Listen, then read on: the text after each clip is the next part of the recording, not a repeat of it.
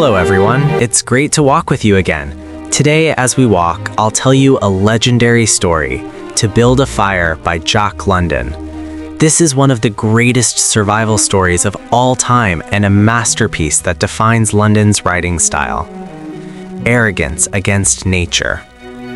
The story opens in the gray, bone-chilling cold of the Yukon territory.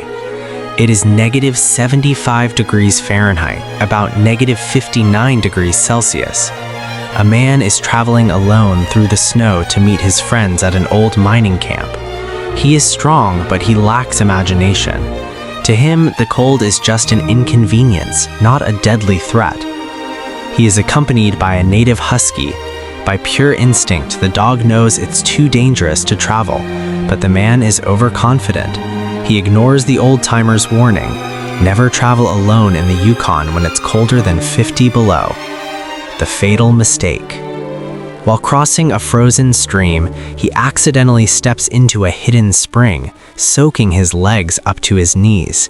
In this weather, wet feet are a death sentence. He manages to build a fire, dries his boots, and smugly thinks the old-timers were just weak. But then he falls into another pool. This time, the cold strikes fast. His fingers go numb. In a desperate rush, he builds a fire under a large pine tree heavily loaded with snow. It's a fatal mistake. The heat causes the snow to melt and tumble down, completely smothering the flames. A chill of pure terror runs down his spine. He is now standing on the thin line between life and death.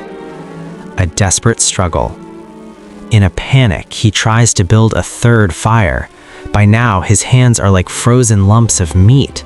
He can't grasp a single match, so he strikes a whole pack at once using his palms. He smells his own flesh burning but feels no pain. His nerves are dead.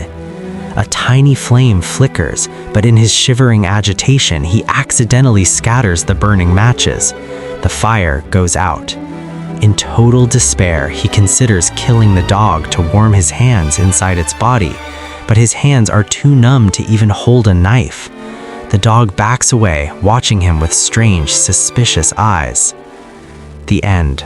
The silence of the wild. The man begins to run blindly, hoping the movement will circulate his blood, but human strength is no match for the freezing universe.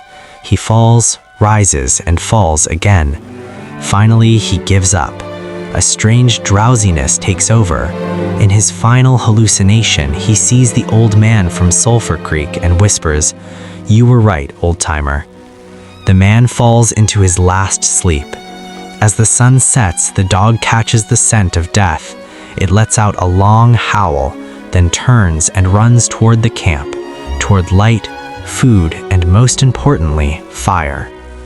The Yukon wilderness returns to absolute silence, as if the man had never existed.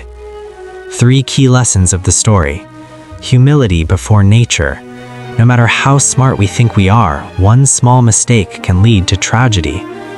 Instinct versus intellect.